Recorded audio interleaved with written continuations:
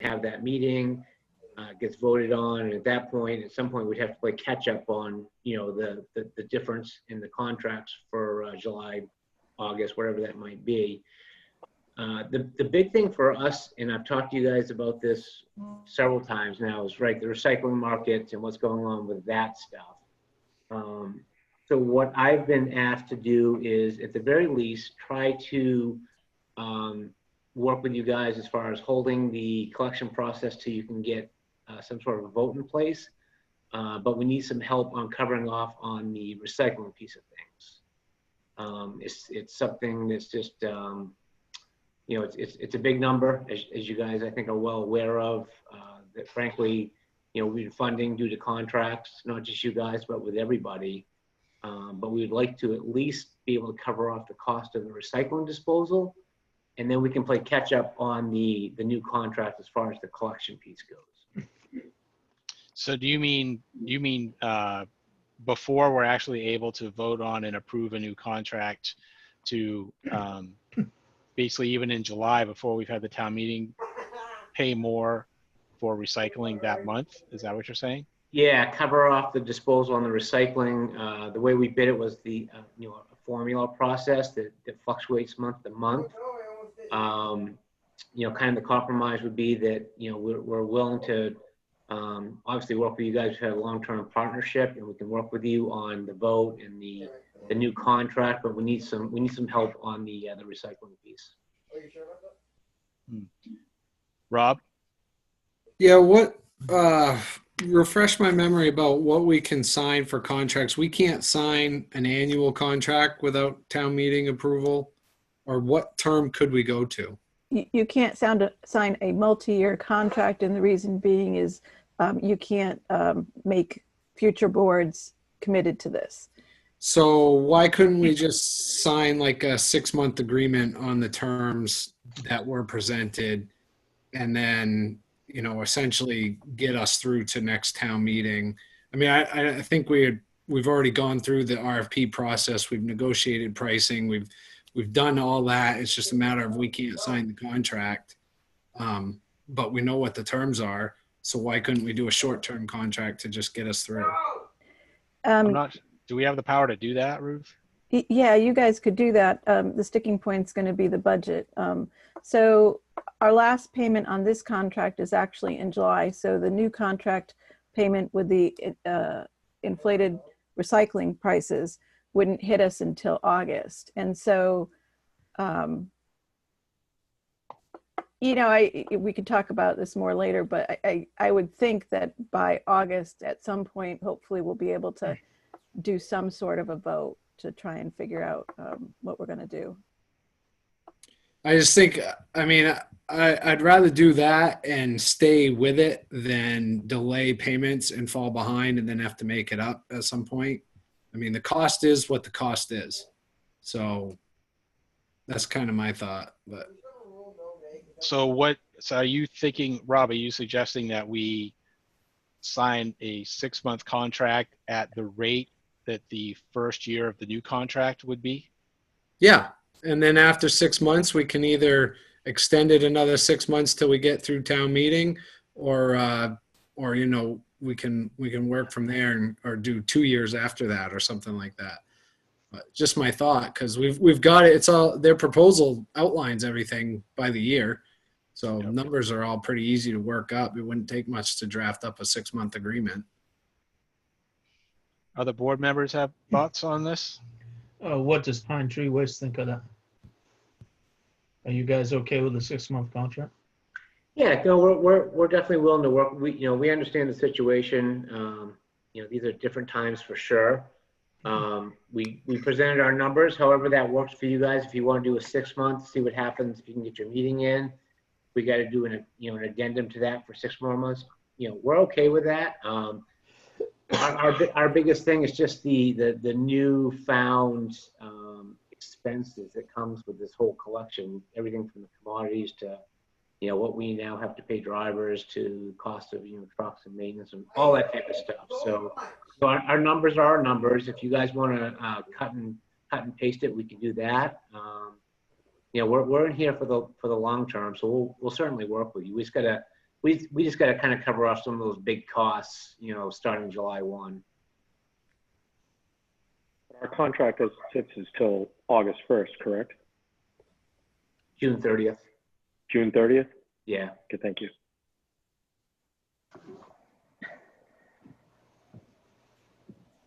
Any other questions from board members? So is there anybody that objects to that 6-month contract idea? Board members? No.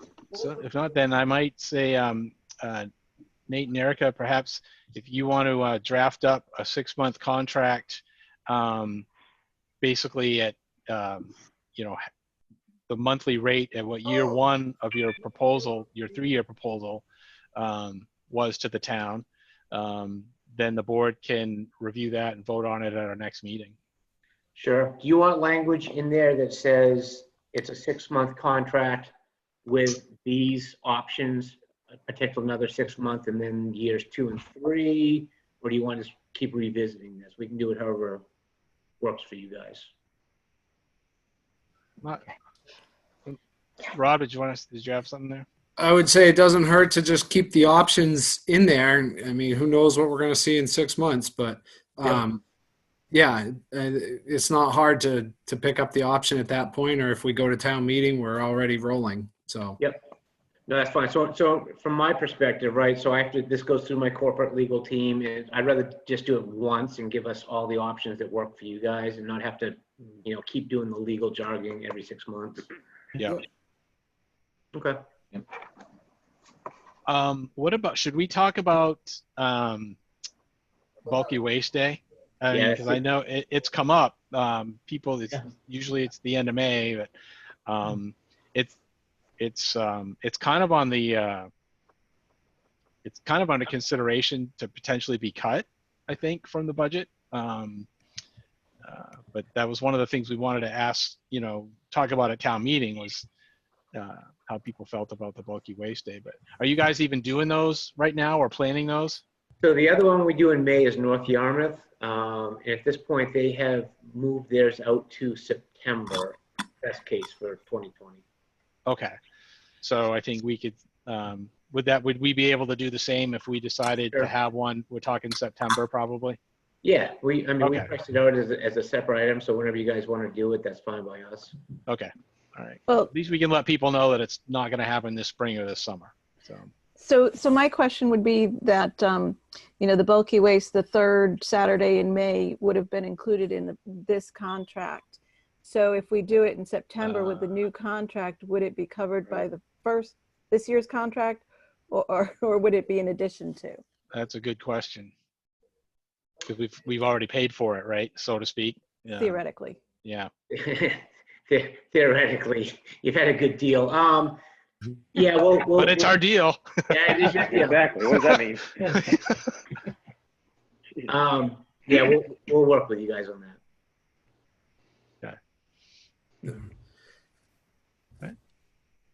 I had one Yep. other Rob? question, not related to the contracts, but for the last month, we haven't been tagging our trash. Have you heard any feedback from drivers, or are we seeing a major increase or any problems with that? So I pulled some numbers for you guys. So essentially, your trash has gone up, call it, you know, a ton and a half per week, and recycling about a ton. Hard to say, you know, if it's due to that change you guys made. Generally speaking, this is what we're seeing across all municipalities because of people working from home, no restaurants, that type of stuff. I don't think your numbers are skewed by allowing one free bag. Yeah. It's I think just, it's all the online, you know, the packaging from the online deliveries and yeah. people eating out, you know, it's eating at home and more takeout. I mean, that's probably generating a lot more.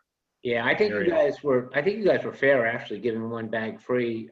For example, like the city of Portland, who just did away with a pay-as-you-throw temporarily, the tonnages have just gone through the roof. So I think you guys did it kind of right, giving people a little bit of a break, but anything over one, you know, you still have to have the tags. It's kind of my opinion. Yeah. Okay. Was that number, that increase compared to this time last year, or is it just kind of more than our average? More than your average.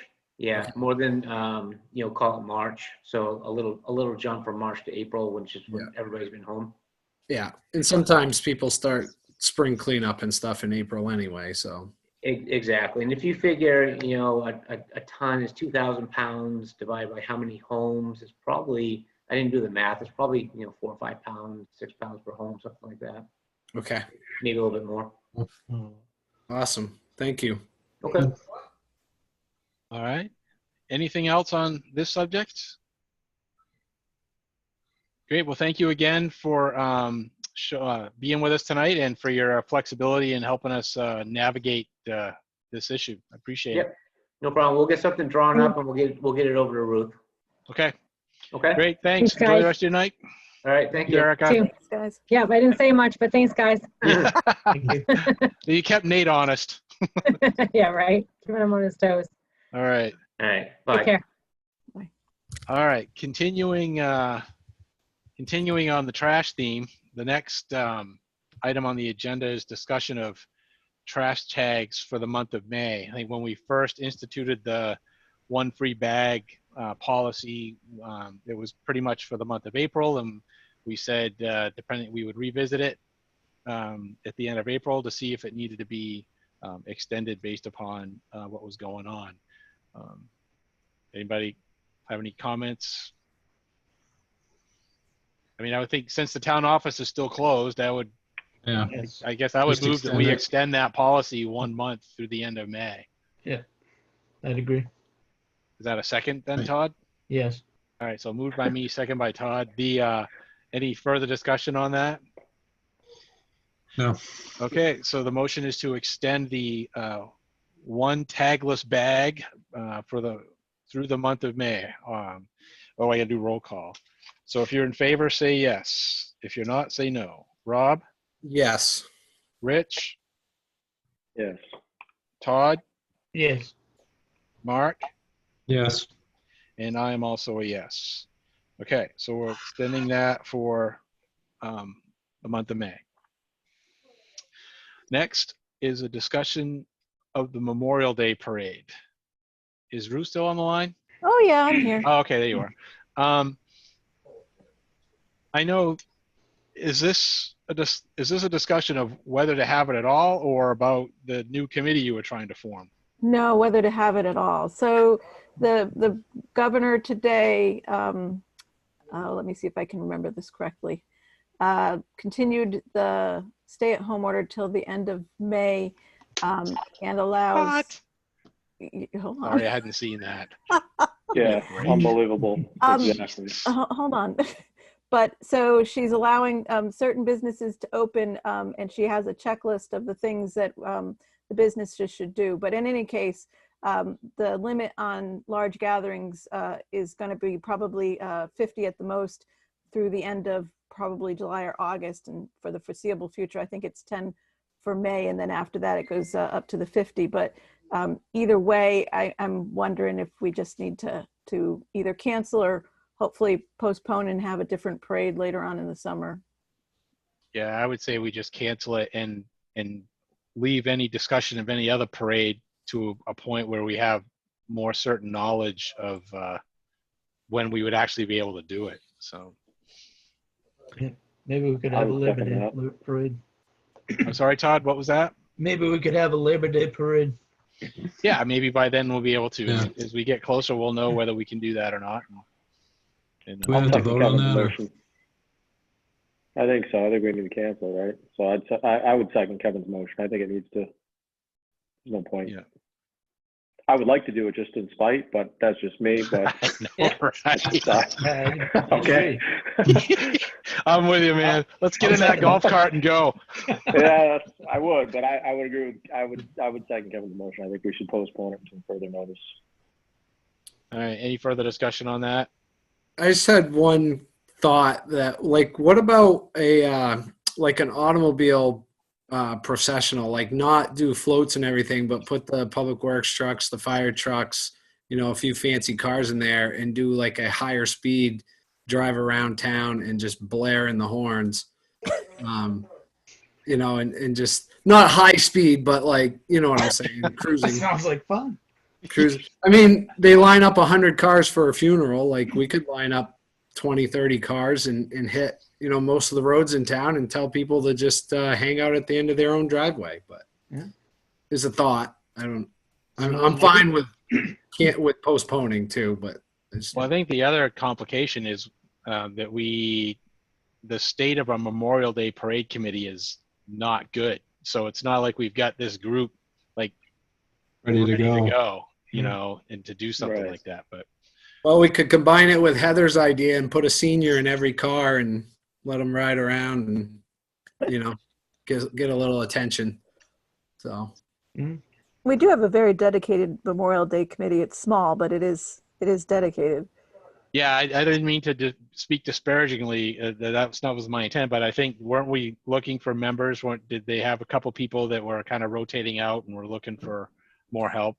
Not really rotating out. We're trying to look for some more help for Okay. the three that are diehards. Okay. Hmm. All right. All right. Well, the motion is to that's on the floor right now is to postpone our annual, not postpone, but to cancel our annual Memorial Day parade, and it has been seconded by Rich. So any further discussion? All right. If you're in favor of canceling the parade, say yes. Rob, Yes. Rich, Yes. Todd, Yes. Mark, Yes. and I'm a yes as well. Okay, hopefully next year, or maybe even September. So, Shoot 4th of July. yeah. Well, she's already Just told make us we up a can't do parade. 50. If we get released, I say we have a parade just on the release of this BS that we got going on. That's what I say. Yeah. I'll bring the fireworks. Freedom Parade. That's what we need, is a freedom parade. we We've go. been emancipated, Yeah, we're gonna have a new Independence Day. It's not gonna be the right? Yeah. All right. Okay. 5D is to discuss town meeting options. And as we just heard from Ruth, because I hadn't actually heard the update today. I was working all day. I guess we can't. doing? We're not going to be able to have gatherings over 50 through the end of the summer anyway. Whoop! Are you okay? Somebody's got their mic on. I think it might be you, Ruth. Yeah, sorry. You all right? Do we need to call anybody? I think it's my son in the background yelling at his video people. Okay. They tend to do that. Yeah. So, I met with Ruth earlier in the week, and just to talk about options, and pretty much if we want to actually have a town meeting, you know, and have people vote on stuff, pretty much our only option at this point is a secret ballot referendum style town meeting where any warrant article we want people to vote on would go on a secret ballot. Ruth, today, as part of the update, did the governor mention whether all elections were going to be secret ballot only? I haven't had a chance to really look over the whole. I didn't hear that when I listened to it, but Okay, that was one of the things under consideration that I think actually GPCOG and Maine Municipal Association had advocated for, is to, you know, the July state election, to have it be essentially secret ballot only, meaning no open polling places. It would be all absentee. But I think it sounds like they haven't really gotten to that point yet. But that's, I think, you know, in email earlier today, and I'm not sure, maybe I misread it, but there's really not much doubt that a referendum style town meeting and budget vote is legal, because lots of towns do it. I think if there is a question, it's what, and this is kind of dovetails into 5E, is what format the warrant articles need to be in terms of how they ask the question. Ruth, do you have any more on that? Well, so I have been asking around different people regarding, and obviously a lot of towns are thinking about this. Richmond is doing it. Fairfield was told that they can't do it, and they're By whom? by their lawyers. And they had said that because there's a part of 30A which talks about needing to have a vote 30 days before, 90 days before the town meeting, allowing for a secret ballot. But I've heard both sides. Okay. I have to get MMA's take on it, and I need to talk to Jack too. So I haven't had a chance to do that, but my assumption is we can. Yeah, because I think what they're talking about there is, and Durham has already done this, if you're a town that has not adopted secret ballot voting for instance, election of your officers, like a lot of towns have not, if you have not done that, then the Ruth's right, then you can't do a secret ballot referendum question. But if you have done that, which Durham did several years ago, then you are good to use. You can send any question out to a referendum secret ballot. So let's move forward under the assumption that we can do that, and we'll keep looking and digging, and if for some reason we find out we can't, we'll adjust. But I think then the question becomes, what do we want to actually put on the warrant? So let's leave the format aside. We'll get to that in a little bit. But for instance, I think Ruth's initial thought was that we would, if we were going to do a secret ballot, because keep in mind, this is, could be 25 to 40 questions that you're asking people to vote on a ballot. And we're going to hand count all these. So, and we have limited public hearing capabilities. We can do a Zoom public hearing. That's perfectly legal. But the suggestion was maybe we wait on some of the things like the land use ordinance stuff that was going to be on the warrant articles, and the marijuana stuff that was going to be on there. And we can talk about whether we want to keep the town manager question on the ballot or not, and potentially just keep it just to the budget articles and the kind of business articles, if you will, the kind of housekeeping ones that are all at the end that are just usually kind of rubber stamp on things that powers that the board has throughout the course of the year. So open it up for discussion on that, people's thoughts.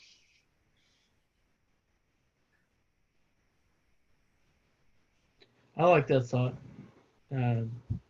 Keeping the land use for later, and the town manager for later.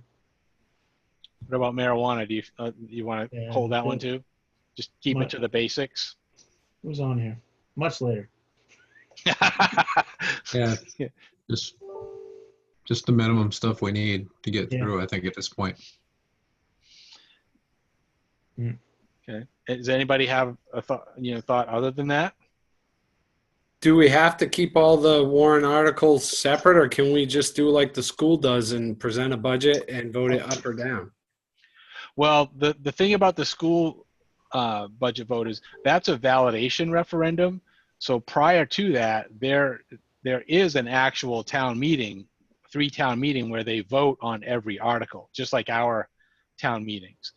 That budget validation referendum is just an additional step. So it doesn't replace, they still go article by article in that 3-town meeting. So Kevin, do you have any idea if they're going to be able to have that 3-town meeting though?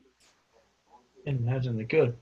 Yeah, I don't know, Ruth. I think they're probably wrestling with the same questions we are right now. I think they found out today they're not going to be able to, because they were tentatively planning on June 17th, I believe, to do that. So they're probably going to have to do a secret ballot as well. And then I don't know how that works. I know that they were shooting for the validation referendum July 14th in coordination with the state election day. But if they they may have to do too. They may have to do secret ballot. Well, there was also talk they were going to ask the governor to waive the budget validation referendum vote this year. So I think there's still a lot of moving pieces there. So I'm not sure what they'll do. I had thought, Todd, and I will be looking into the idea, or Todd or Rob, whichever one you suggested it, as to whether we can consolidate some of the budget articles into smaller articles or less articles. Yeah, I think we want to consolidate where we can, but we don't want to consolidate to the point where we're making it difficult for voters who might be in favor of something but not in favor of something else. And if we put them in the same question, what do they do? So. Yeah.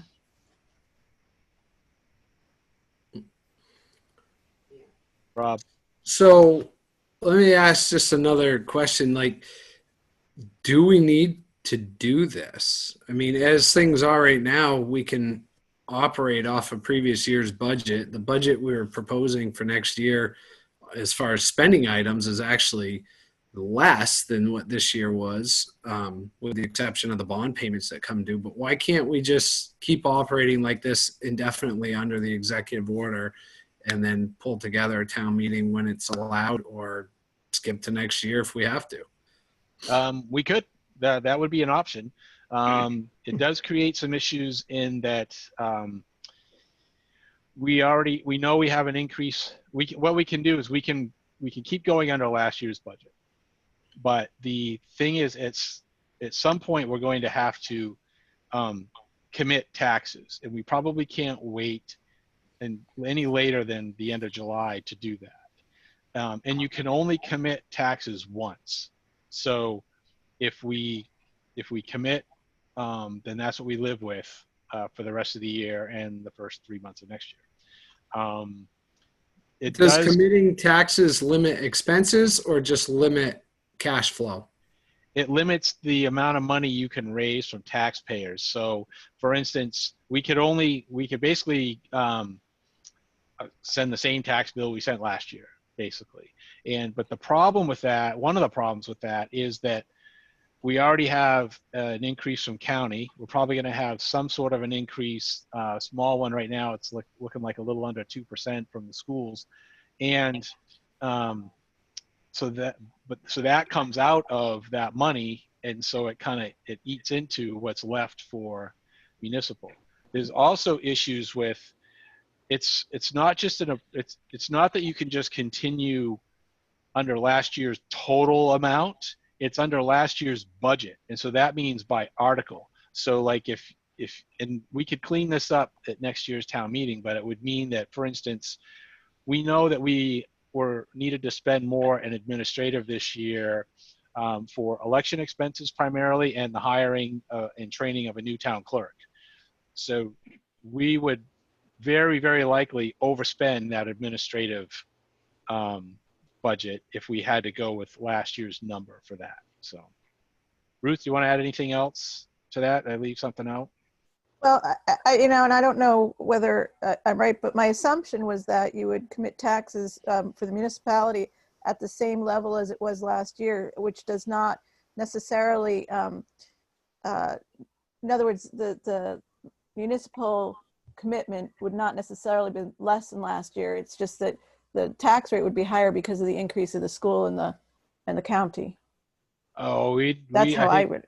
Yeah, I didn't read it like that. I think we'd have to get an opinion. I think you cannot raise any more money than you did under the previous budget, but we should get clarification on that. Okay. When do we normally get the county assessment? Is that in We have June? it. We've got that. That's usually the first thing we get. Yeah. So on those budget spreadsheets that Ruth was sending around, and at the bottom with the tax impact, that county number is a real number. And providing the school is passed, that's a real number too.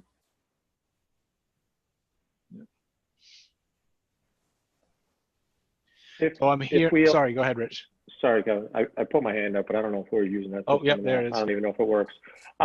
If we elected to use the same budget from last year, do we have to follow the same criteria that we set forth with that budget? For example, if you allocated 600,000 for public works and 100,000 for the fire department, could you reallocate those monies, or do you have to stay within the framework of what the original budget was set for?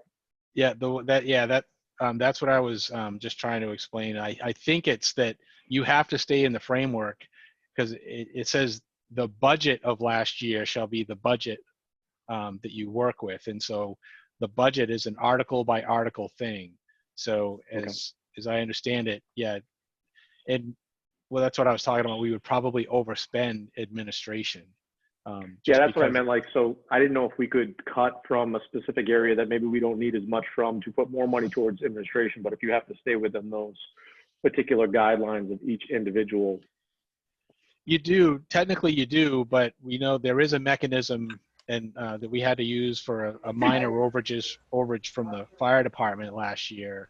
Right. That if you just have to go to town meeting and get voter approval to kind of clean it up. Yeah. But it's not something you want to do, but. No, absolutely not. It's not something you want to do, but being that we're in times that nobody's ever, to my knowledge, faced before, I think we're kind of writing the book as we go and some of the stuff. So. Yeah. Ruth, as far as the committing taxes at the end of July, is there any scenario that you can think of where maybe that it would make sense to wait another month, the end of August? Although, wait, what did the governor say today on the 50? So the 50, I don't remember whether it goes into effect the June 1st or July 1st, but that is she hasn't set an end date for that. Yeah, it's probably indefinite. So it's kind of like if we want to at some point have residents vote on a budget, then there's probably no time in this calendar year where we're going to be able to have a regular sized town meeting in a gym. So if we want to have a vote on a budget, it's going to have to be secret ballot. And so I guess that's the option, is to go through that process and just kind of piggyback on the July 14th state election, or not put a budget vote out there at all and just at some point commit on at last year's level. Yeah, if you elect to do the secret ballot, and I wasn't quite sure how that was explained a couple minutes ago, but could we use, for say, the form that the computer actually counts? I know they said they had to be hand counted. Could we structure so it's vote yes or no on one of those scans, computer scans? It's not that we can't do that. It's that, Ruth, you want to explain? Ruth's thinking that we don't have time. I'm thinking we don't have the time to do that. So there's these thumb drives that go into the voting machine, and the thumb drives have to be programmed, and the company has to do the ballots and print them, and it's fairly expensive. But beyond that, with the state changing their date and everybody else trying to change everything, I think we'd be hard pressed to. Heather's holding up something. Hard set. Stage. That is correct. That is exactly right. Okay. Yeah. So I think we'd be hard pressed to get a ballot printed and the thumb drives programmed by the July 14th date. Okay. Thank you. And Kevin's earlier question, where by moving it out, what's the major impact by doing that? Mostly it's a cash flow impact. We're lucky this year, actually, in that we're a calendar year, because we have through December 31st to recoup all of the revenue that's been lost right now. And also we have a pretty good projection of what we would put into our commitment for the revenue sharing. But cash flow is going to be an issue. We're going to talk about getting a TAN later. If we wanted to think about pushing it out another month, we might have to take out a bigger tan, which, you know, it's 6 of one, half a dozen of the other. I'm not sure putting it off is gonna make much of a difference. Yeah. Well, I think it's important to have a pretty good idea of how much we need before we commit, because you don't want to be stuck short, and you don't want to put a lot of pressure on the taxpayers. Yeah, but if we have a ballot on July 14th, could we commit on the 15th?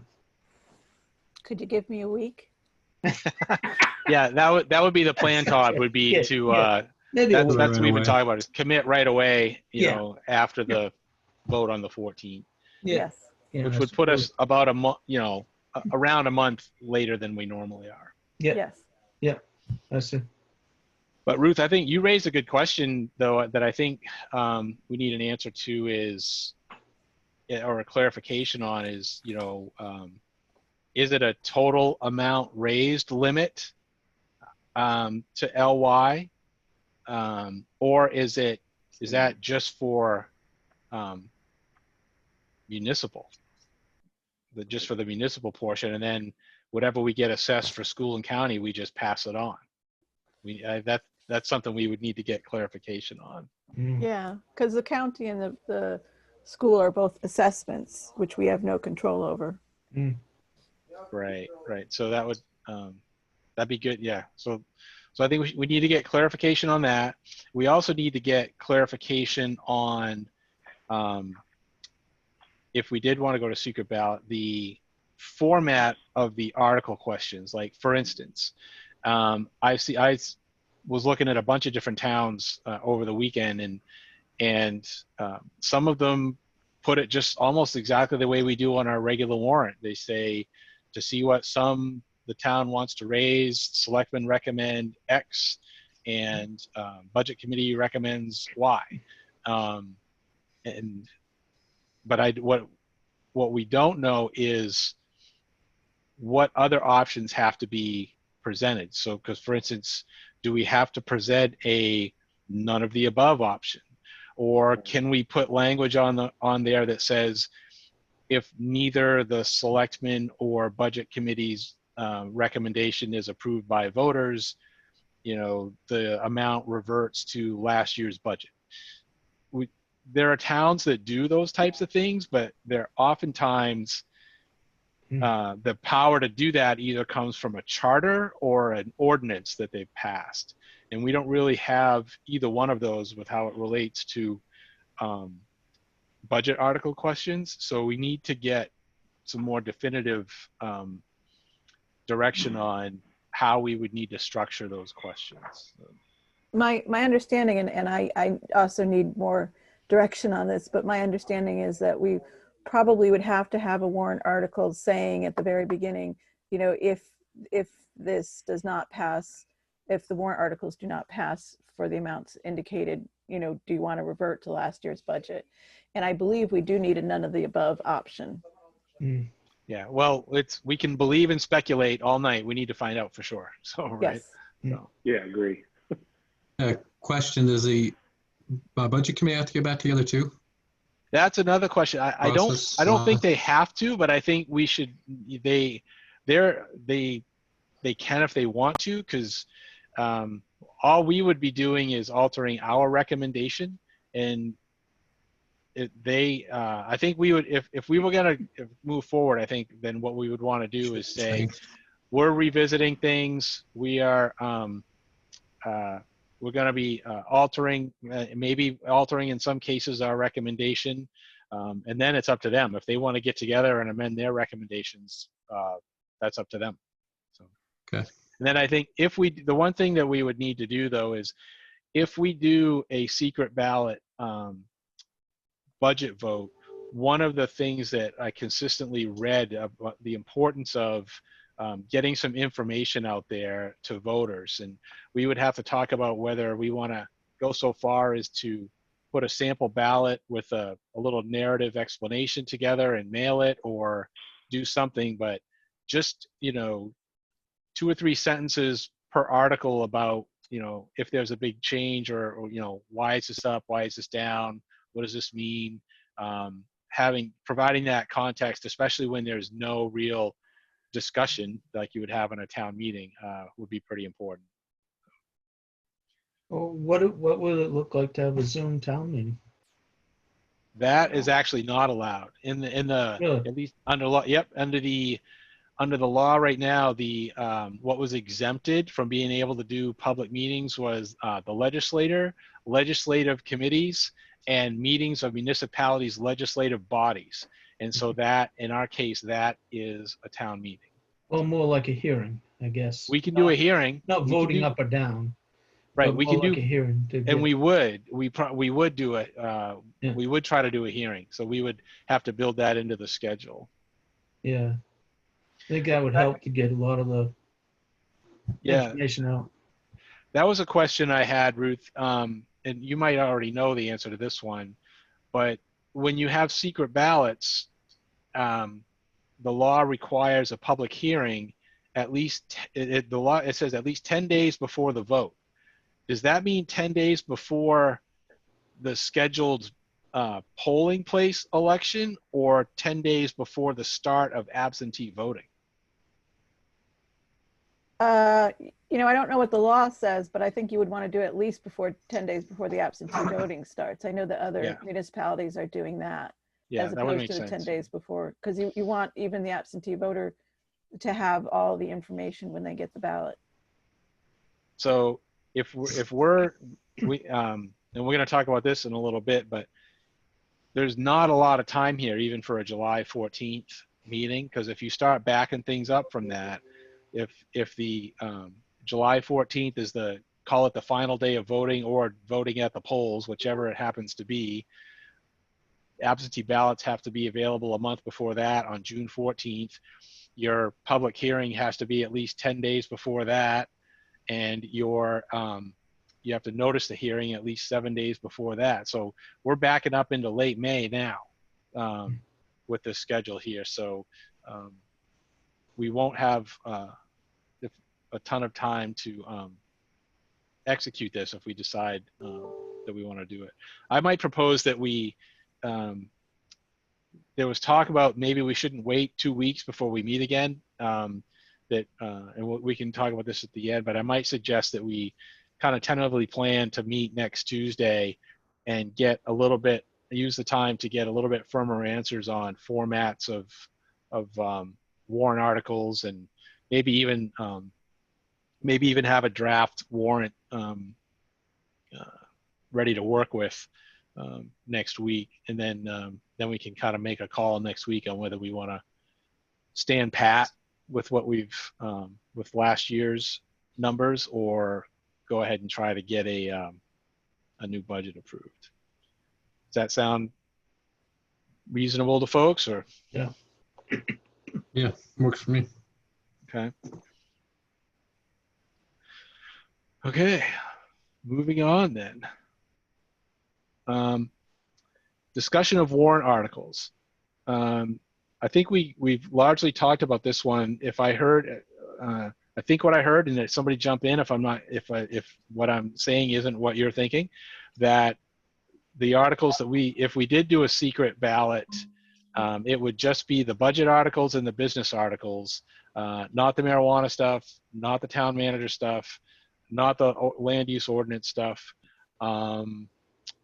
But budget, and by budget, I include the capital.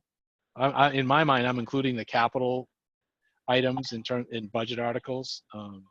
But does that jive with others' thinking? Yep. And Yeah. and probably the contract with Pine Tree. Yeah, I consider that a Doesn't- budget article too. Okay. Yeah. So. Okay. Anything else on 5E?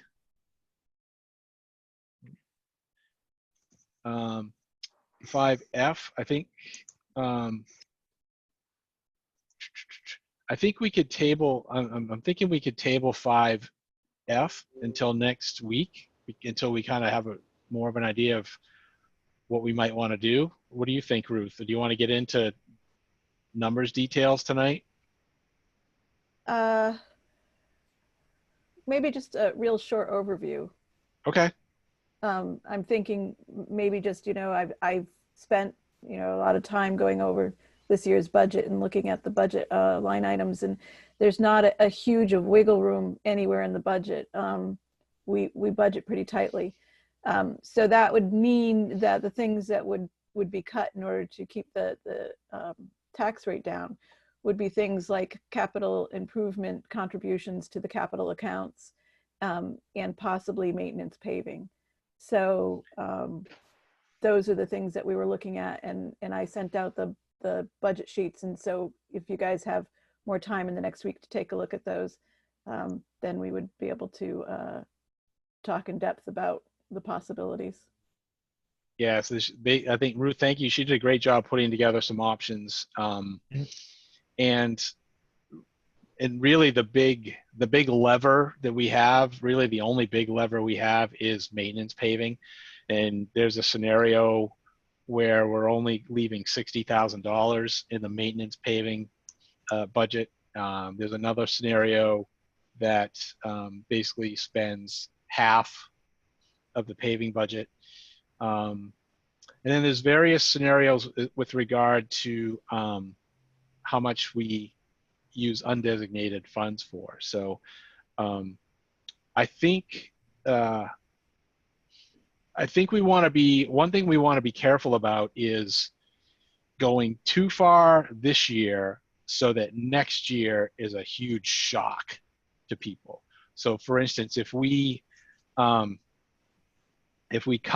the maintenance paving budget too much this year and use too much undesignated funds for what are kind of inline budget items that year after year, next year when we likely, if we weren't going to cut back on maintenance paving and we weren't going to use as much undesignated fund, that becomes a big change versus this year.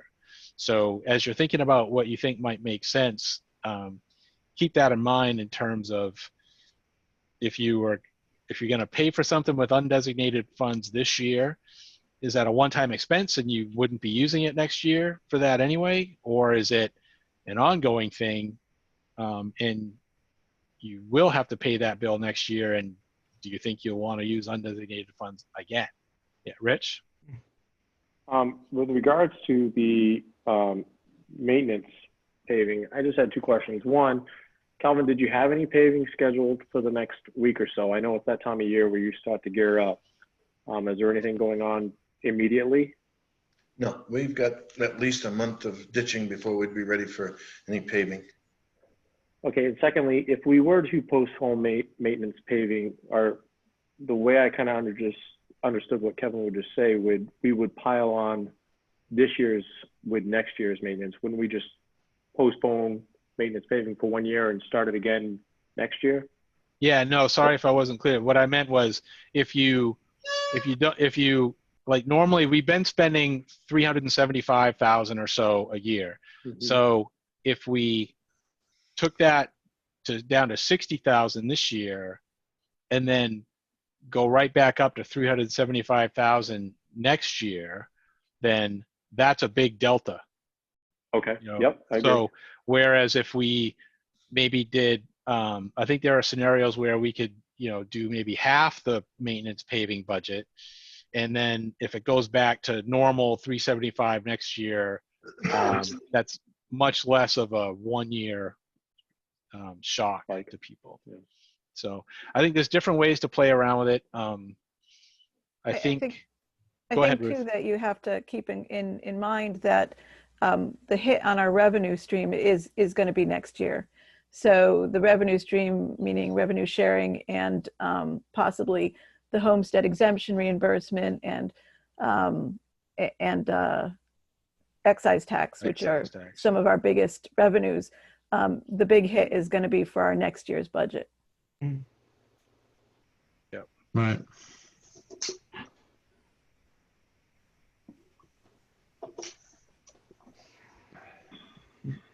So any other questions in general about, I think there's one thing I'll put on the table that I think, and I'm not looking for a decision tonight, but I think ought to be considered. is a pay freeze for all municipal employees for 2020. I think many people are certainly not getting a raise, and in fact don't have their job at all, or are getting their pay reduced by 20% or so. So I think it's something that should be on the table in terms of a money saver for 2020, that we do a municipal pay freeze for 2020. I would agree with that, Kevin. I would also, I think eventually the board needs to look at in terms of what's essential as far as employees right now and what's not. Maybe we need to make some cutbacks. I think that needs to be on the table. Yep, I think Ruth, actually, when I met with Ruth this week, I asked her to mock up some numbers on that. And is that a separate agenda item today, or is it? No, No, I it's don't. not. I don't think I put it as a separate agenda item. I just sent you guys out the things. Yep, but she sent some numbers, so digest those a little bit. And Ruth, do you want to talk briefly about, because this was new learning for me. I had no idea it worked this way. Would you talk about how unemployment works for a municipal setting versus a private business? Right. So the town of Durham does not pay into the unemployment fund, and so we have no unemployment insurance. So we're considered a direct payer. So that means that if we lay off somebody and they receive unemployment, whatever they receive unemployment, we pay directly to the state. So say they get $200 a week for unemployment, then we would actually write a check to the state for $200 a week. Now, it does seem that in the federal program, that the federal government will pick up 50% of that for direct payer entities. So that's not in stone yet, but if that were to happen, that would cut it down to $100 a week. That's just an example. It's not a real number. Ruth, is that something that municipalities elect, or is that standard with all municipalities? It's standard with most municipalities. Some people go through MMA. They have an unemployment program that you can go through. But most municipalities have a direct payer plan. Yeah, that's definitely what I heard. Ruth and I both this week have sat in on 2 or 3 different budget type meetings with GPCOG and Maine Municipal Association, and that's been a consistent theme of how the unemployment system works for municipalities. So it doesn't make a whole lot of difference to lay somebody off. You can pay them. Well, Ruth, yeah, it depends. A big factor is whether that 50% federal reimbursement kicks in.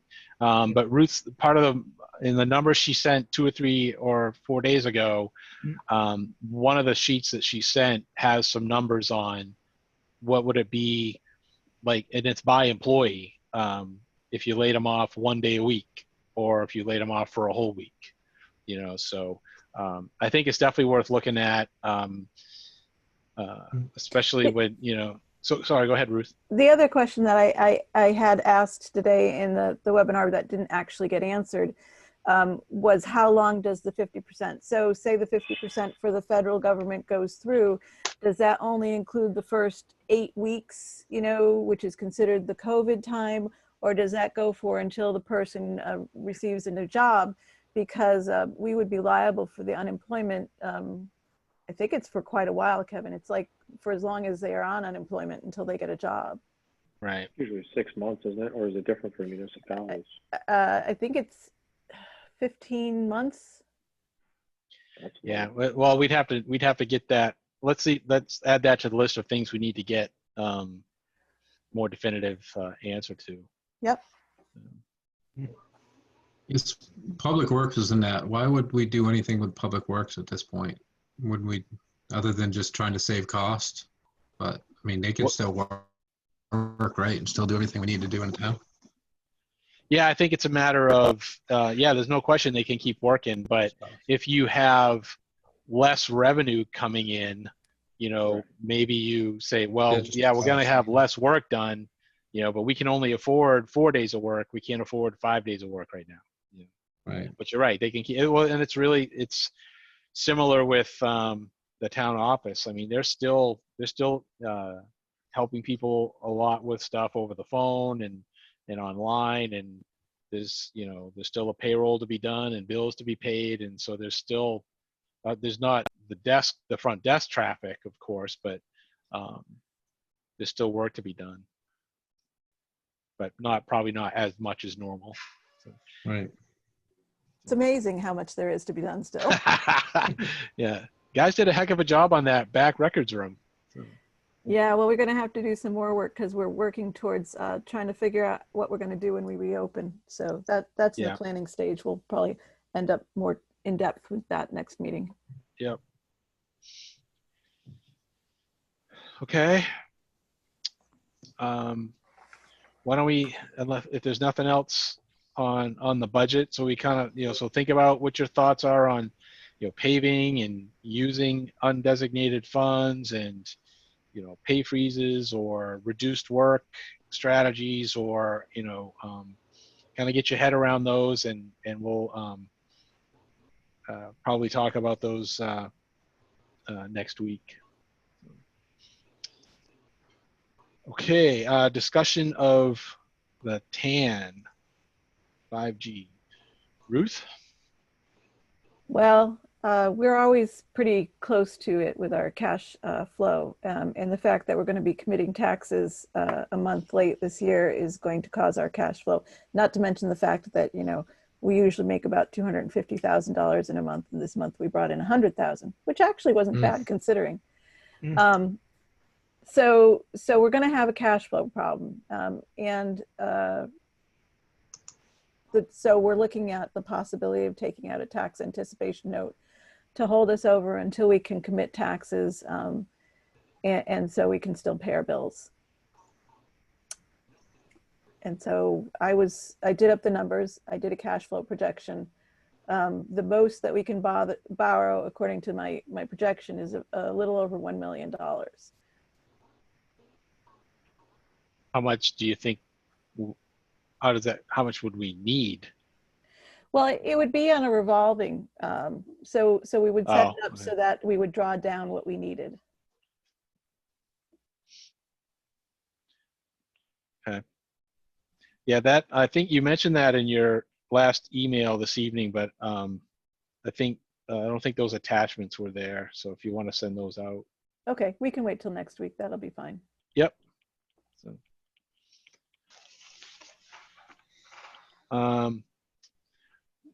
Excuse me, letter of support for upgrade of the Androscoggin River. So just to frame it up for people that might be watching, Friends of Merrymeeting Bay are trying to get the rating of a stretch of the Androscoggin River from essentially Lisbon down to Merrymeeting Bay upgraded from a category C to a category B, and they're asking us as a town to offer a letter of support for those efforts to the Maine Department of Environmental Protection. So, any members have comments on that? Ruth sent out a slightly, well, not slightly, but a different version of a letter in her email this evening. I don't know if people had a chance to see that, but any thoughts on the concept at all of sending a letter at all? And if you do want to send a letter, any thoughts, members? I don't have any desire to send a letter, not from here, from both parties, and in a forum such as this or something of that nature. I think this board has learned their lesson from the past, but I have no desire to send out a letter. I am 100% in agreement with Rich. Yeah, I agree. Anybody feel strongly that we should? I mean, I'm not against clean water. I think everything should be done to have the water as clean as possible, but we're not qualified. Yeah, exactly. And yeah, Rob, you might be qualified. Yeah. And I was actually, I want to thank Rob for sending a little call. I want to thank Rob for sending us some information from an engineering firm that did some work on this issue, and I thought it was very helpful in my mind to come to the decision where I don't think it's appropriate to send a letter. But, so. All right, so since there's no motion to send a letter, I don't think we need to vote to not send a letter. So if we're No, just, it sounds like fine. we're not taking action on this and we're not sending a letter. So, all right, so I'm going to move us on. We are through the action and discussion items. Department committee reports. The fire chief is up first tonight. Good evening, everybody. Hey, chief. I sent my report on Friday. I really don't have anything else to add to it, other than we'll just wait to see what happens with the RFP for the well and the septic. Not sure if anyone has any questions on what I sent or any other questions, but right No, now that's it's good. business as usual for us. Chief, I That have was one a- question, Yeah. and it's not to imply anything. I just want to pre-emphasize that. But a majority of the town's volunteer firefighters in working or not working, are they in the neighborhoods now, or is a lot of your staff still working full-time jobs? A lot of my staff's still working full-time jobs. Okay, thank you. Any other questions for the chief? Thank you, chief. That was a perfect report. Thank you. Yes, I liked it. Yeah. You don't need, Very that's right. concise. Yep. Because we can read. Calvin, road commissioner, you're up next. So we've got to continue working on cleaning up of the town properties. We've really been set back by the last couple of nor'easters we've had that have caused a lot of tree damage all around town. We've just been going from road to road, cleaning that up out of the ditches. And then while we're there, last fall or over the winter, aspen tree has been all over town, dumping trees and leaving them in the ditches. So we're having to pick those up at the same time. If we're going right by, there's no sense in leaving them in the ditch. But that's just taking up a lot of time in those last two storms. The amount that came down is incredible. And the thing with leaving them in the ditch is if you have a significant rain event that if the water can't get through the ditch, it works its way around and undermines the pavement, takes up the shoulder of the road, and that's very expensive. So we don't want that to happen. Crooker removed the trees on Day Road.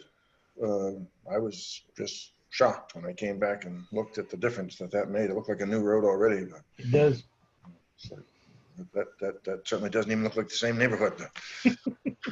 So we've got that part done. When are they gonna start on it? Crooker, actually. I haven't gotten an answer. I know they've done the dig safe. They've marked it out. They just keep telling me they want to wait till they know for sure it's dry enough. And I tried to call them today to get an answer. I haven't got an answer. A couple of weeks ago, they wanted to start yesterday, and so maybe something came in. I'm not sure, but they just assume that they'll be ready to go on it. I've been working on laying out the this year's ditching for the Deervale neighborhood and the Rangdale neighborhood. Both of them have a significant amount of underground, pretty much all underground power. And so that's slow and tedious ditching for us because we have to work around things under the ground, guessing how deep they are. They won't tell you how deep they are. They just tell you the location, but they won't give you a depth. So we have to hand dig a lot. And but we're having trouble with the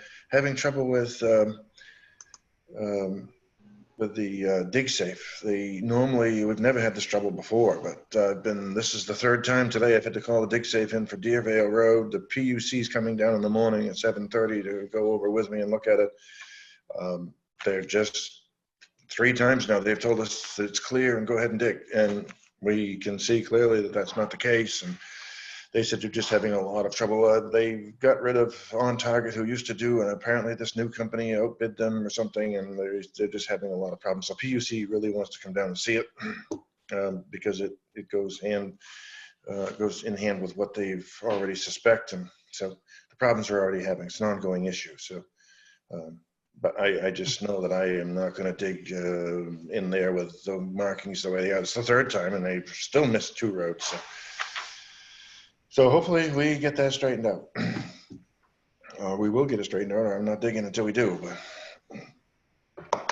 spoke with the engineer on Route 9. I met with them today over at by the school on Route 9, and measured everything. There is enough room to get 2 5-foot shoulders in there. Certainly doesn't look at it to drive through, but there is room to move that. The guardrail, part of it's going to be new, and part of it's going to be a replacement of existing. But we measured, and there is going to be room to move those back. They may have to do a little stabilization on the inslope to support it, but they're going to move the guardrail back on both sides to get a 5-foot paved shoulder through there. So I said, if you can get another foot, another 6 inches, whatever you can get extra, we'll take it. And they said they would try. And because as you go through there, it's going to give the appearance that you're narrowing in, but you're going to maintain that 5 feet. The difference. Calvin, do you know, is the plan on that project for a paved shoulder all the way through town to Yarmouth? Yes. All the way down. Yeah.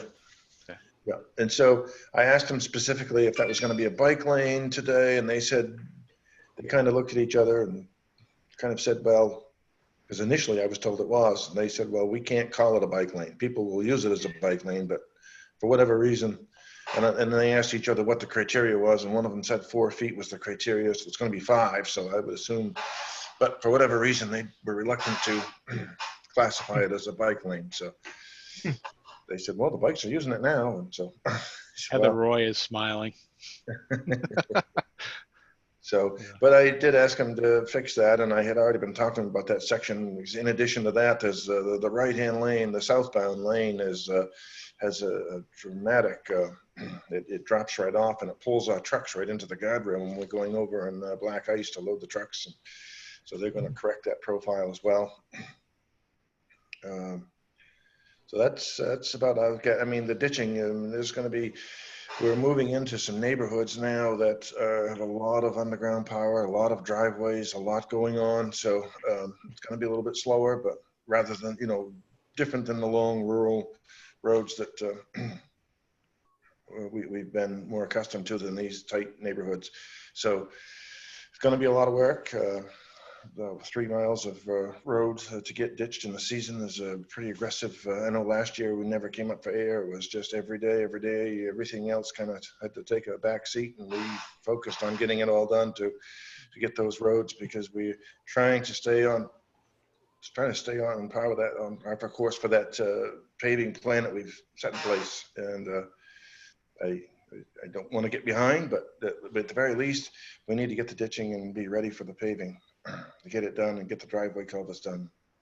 So Calvin, with regard to paving, I think it would be helpful, if you could,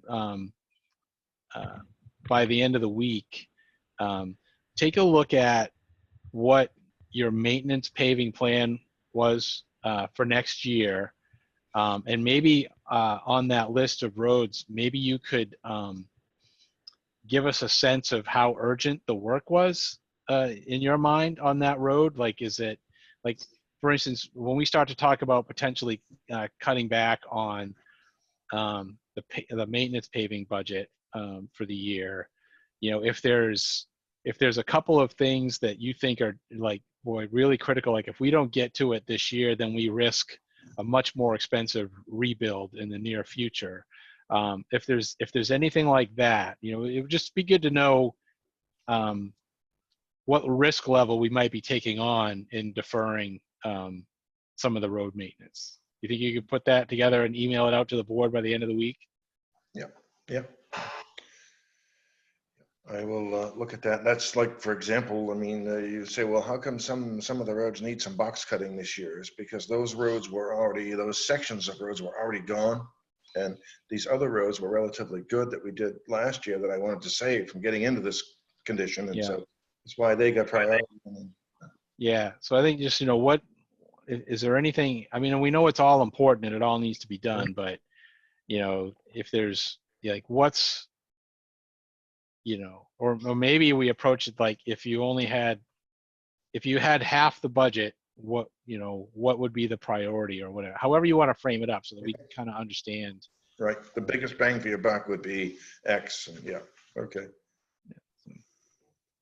Yep. I'll put that together on a priority list. Thank you. Anything else for Calvin? Nope. Okay. Thank you, Calvin. Thank you. And town administrator report. Got Yes. anything left, Ruth? No, not much. Okay. So the only thing actually that I have left is that our web hosting company, Civic Plus, has sent me a contract that they would like us to sign. We were with Virtual Towns, and they were actually taken over by Civic Plus. So it's really just a formality, and the amount that's in the contract is the amount that I was expecting. So I just need approval of the contract and approval for me to sign the contract. I'll get a motion on the phone. I move that we authorize Ruth to sign the Civic Plus contract. I'll second it. All right. Hey, Todd, second. Any questions or discussion on that? All right. Roll call vote. Yes, if you're in favor. What, was there a question there? Nope. Okay. Rob, Yes. Rich, Yes. Todd, Yes. Mark, Yes. and I'm also a yes. Okay. Does that take care of it, Ruth? Yep, that takes care of it. All right, and anything else on your list? I think that was your whole list, right? That was my whole list. Just I was working on plans to deal with the crowd when we open. So what did the governor say again about, so the stay at home is extended through the end of May? Yes, the stay at home is extended through the end of May. However, there are a checklist. I haven't had a chance to really look closely at it, but there's a checklist that allows you to open if you can complete all the things like the plexiglass going up and 6 foot distancing. So we would have to figure out how to do that with such a small external office. The inside where we sit, it's not such a big deal, but where the residents come in, it would be an issue. And so I think what we're going to end up having to do is just only allowing the people at the window into the building, and figuring out some way to line up the rest of the people in 6 foot separations like they do pretty much at the grocery store. Some kind of markings or something. Yep. Yep. Yeah. Maybe we could get some traffic cones from Public Works or something like that. I'm sure we could. Oh, yellow tape. I was thinking red. Yeah, and duct tape. Yeah, red tape at Town Hall. There you go. Good one. Okay. All right. So consent agenda, I would take a motion on the consent agenda. If there is one. I'd make a motion to Motion accept the to consent accept. agenda. All right, so Rich moved, Todd second. Second. Any all right. Any discussion? There's nothing anybody needs to pull out. No, I had Bob? one question on a warrant article. Calvin, what was the like $900 and something for the electrician at Public Works? What was that one? We had to have a bunch of electrical done in the cold storage. We had to have, we couldn't plug the trucks in. They were tripping breakers.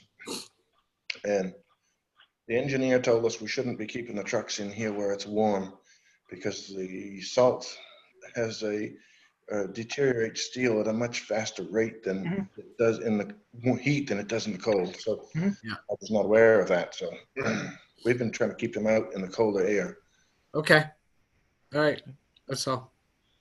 All right, so we'll take the vote on the consent agenda. If you're in favor, say yes. Rob, Yes. Rich, Yes. Todd, Yes. Mark, Yes. and I'm a yes. Okay, so upcoming meetings there's been some talk about meeting next week and not waiting until May 12th. Is there anybody that can't do that? So we would, I may be late, but Okay. but I should be able to make it at some point. yeah, okay.